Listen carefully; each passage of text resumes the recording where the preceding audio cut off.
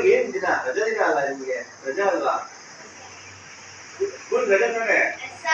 ಎಲ್ಲರೂ ಪಾಸ್ ಆಗಿದ್ದೀರಾ ಎಲ್ಲ ಪಾಸ್ ಆಗಿದ್ದೀರಾ ಮತ್ತೆ ರಜಾ ಮಾಡೋದು ಬಿಟ್ಕೊಂಡು ಇಲ್ಲಿ ಬಂದಿದ್ದೀರಾ ಅಂದ್ರೆ ನೀವು ಈ ಟೈಮ್ ಅನ್ನ ಉಪಯೋಗ ಮಾಡ್ಕೊಂತ ಇಲ್ಲ ಅಂತ ಅರ್ಥ ಈಗ ಟಿವಿ ನೋಡೋದು ಮೊಬೈಲ್ ನೋಡೋದು ಅದನ್ನ ಬಿಟ್ಟು ಈ ಸಮಯನ ಒಂದು ಸದುಪಯೋಗ ಮಾಡ್ಕೊಂತ ಇದ್ದೀರಾ ನೆಂಟರುಗಳ ಮನೆಗೆ ಹೋಗೋದು ಈ ನೆಂಟರುಗಳ ಮನೆಗೆ ಹೋದ್ರೆ ಯಾರು ಬಂದಿಲ್ಲ ಸರ್ ಇಲ್ಲಿ ಆದ್ರೆ ಅಲ್ಲಿಂದ ಹೊರಗಿನವ್ರು ಯಾರು ಬಂದಿಲ್ಲ ಎಲ್ಲ ದಾವಣಗೆರೆ ಯಾವ ಊರು ಬಂದಿದ್ದಾರೆ ಸರ್ ಇಲ್ಲಿ ದಾವಣಗೆರೆ ದೊಡ್ಡಗಟ್ಟ ಯಾವ ದೊಡ್ಡಗಟ್ಟದವರು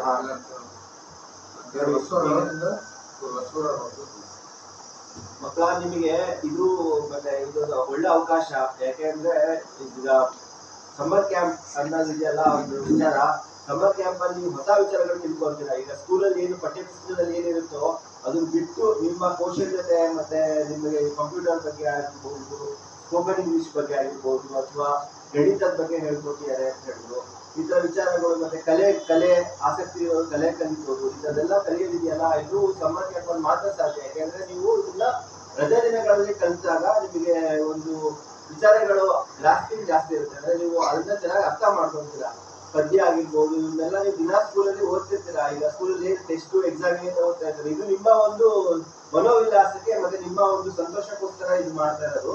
ಈ ಸಮಯನ ನೀವು ಹೊಸ ವಿಚಾರಗಳನ್ನ ಕಲ್ತ್ಕೊಳ್ಳಿ ಸ್ನೇಹಿತರನ್ನ ಮಾಡ್ಕೊಳ್ಳಿ ಮತ್ತೆ ನಿಮ್ಮ ಒಂದು ಬಾಲ್ಯದಲ್ಲಿ ಏನು ನೀವು ಈಗ ಸಾಧನೆ ಮಾಡ್ಬೇಕು ಅಂತ ಇರ್ತೀರಲ್ಲ ಬಾಲ್ಯದಲ್ಲಿ ಅದನ್ನೆಲ್ಲ ನೀವು ಮಾಡ್ಬೋದು ಆಮೇಲೆ ನೀವು ನೆಕ್ಸ್ಟ್ ಸ್ಕೂಲ್ಗಳಲ್ಲಿ ಈಗ ನೀವು ಸ್ಕೂಲಿಗೆ ಹೋದಾಗ ನನ್ನ ರಜಾ ದಿನಗಳು ಈ ತರ ಇತ್ತು ಅಂತ ನೀವು ಹೇಳ್ಕೊಡಬಹುದು ನಿಮ್ಮ ಸ್ನೇಹಿತರ ಜೊತೆಗೆ ಅವ್ರು ಯಾವ್ದೋ ನೆಂಟರ ಮನೆಗೆ ಹೋಗಿರ್ತಾರೆ ಅಥವಾ ಮನೇಲಿ ಟಿವಿ ನೋಡ್ಕೊಂಡಿರ್ತಾರೆ ಕಾಲಹರಣ ಮಾಡಿರ್ತಾರೆ ಬಟ್ ನೀವು ಈ ತರ ಕಾಲಹರಣ ಮಾಡಿದ್ರೆ ಈ ತರ ಒಳ್ಳೆ ಅವಕಾಶ ಕೊಟ್ಟಿರೋ ಇವರಿಗೆ ಮತ್ತೆ ನೀವು ಕೂಡ ಅಷ್ಟೇ ಈಗ ವಿಚಾರಗಳು ಏನ್ ಹೇಳ್ಕೊಡ್ತಾರೆ ಟೀಚರ್ಗಳು ಅದನ್ನ ಆದಷ್ಟು ನಿಮ್ ಕೈಲಿ ಆದಷ್ಟು ನೀವು ಅದನ್ನ ಅರ್ಥ ಮಾಡ್ಕೊಳ್ಳಿ ಯಾಕೆಂದ್ರೆ ವಿದ್ಯೆ ಅನ್ನೋದು ಯಾವ ತರ ಅಂದ್ರೆ ನಿಮ್ ಕೈ ಎಷ್ಟು ಸಣ್ಣ ಇದೆ ಎಲ್ಲರೂ ಬೊಗ್ಸೆ ಇಟ್ಕೊಳ್ಳಿ ನೋಡ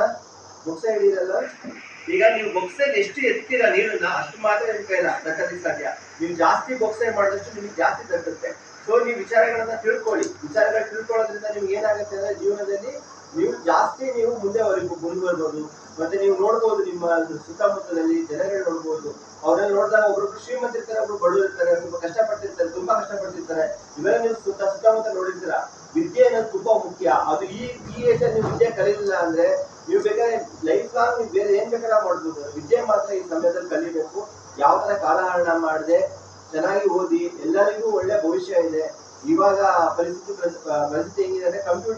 ಕಂಪ್ಯೂಟರ್ ಟೆಕ್ನಾಲಜಿ ಅವೆಲ್ಲ ತುಂಬಾ ಕಲಿಯೋ ವಿಚಾರಗಳು ತುಂಬಾ ಇದಾವೆ ಈ ಗ್ರಾಮಾಂತರ ಭಾಗದಲ್ಲಿ ಕಂಪ್ಯೂಟರ್ ಕಲಿದೇ ಇರೋದು ಮತ್ತೆ ಇಂಗ್ಲಿಷ್ ಅಲ್ಲಿ ಮಾತಾಡದೇ ಇರೋದು ಈಗ ನಾನು ಬಂದ್ರೆ ಕನ್ನಡ ಮಾತಾಡ್ತೀನಿ ನಮ್ಗೆ ಇಂಗ್ಲಿಷ್ ಮಾತಾಡ್ತೀವಿ ನಾವು ಬಟ್ ನೀವು ಕೂಡ ಇಂಗ್ಲಿಷ್ ಅಲ್ಲಿ ಮಾತಾಡೋದು ಕಲ್ತ್ಕೊಳ್ಳಿ ಇಂಗ್ಲಿಷ್ ಮಾತಾಡೋದು ತುಂಬಾ ಉಪಯೋಗ ಆಗುತ್ತೆ ಆಮೇಲೆ ನಿಮ್ಮ ಭಾಷೆ ಬಗ್ಗೆ ಇದಿರ್ಲಿ ಅಭಿಮಾನ ಇರಲಿ ನೀವು ಎಲ್ಲರನ್ನೂ ಅರ್ಥ ಮಾಡ್ಕೊಳ್ಳಿ ಮತ್ತೆ ಕಲೆ ಬಗ್ಗೆ ಯಾರಿಗಾರ ಇಂಟ್ರೆಸ್ಟ್ ಇದೆ ಕಲೆನ ಅಳವಡಿಸ್ಕೊಳ್ಳಿ ಜೀವನದಲ್ಲಿ ಅದು ಹಾಬಿ ಆಗಿ ಇಟ್ಕೊಂಡ್ರೆ ನಿಮ್ಮ ಒಂದು ತಲೆಯಲ್ಲಿ ಬಿಸಿ ಇರುತ್ತಲ್ಲ ಈ ಕೆಲ್ಸಕ್ಕೆ ಹೋದ್ರೆ ತಲೆ ಬಿಸಿ ಬರುತ್ತವೆ ಅವ್ರಿಗೆ ಹಾಬಿ ಕಡೆ ಇದು ಮಾಡಿದಾಗ ನಿಮಗೆಲ್ಲ ಒಳ್ಳೇದಾಗುತ್ತೆ ಎಲ್ಲರಿಗೂ ಒಳ್ಳೇದಾಗಲಿ ಅಂತ ನೀವು ಅವಕಾಶ ಕೊಟ್ಟಿದ್ದಕ್ಕೆ ಎಲ್ಲರಿಗೂ ಧನ್ಯವಾದಗಳು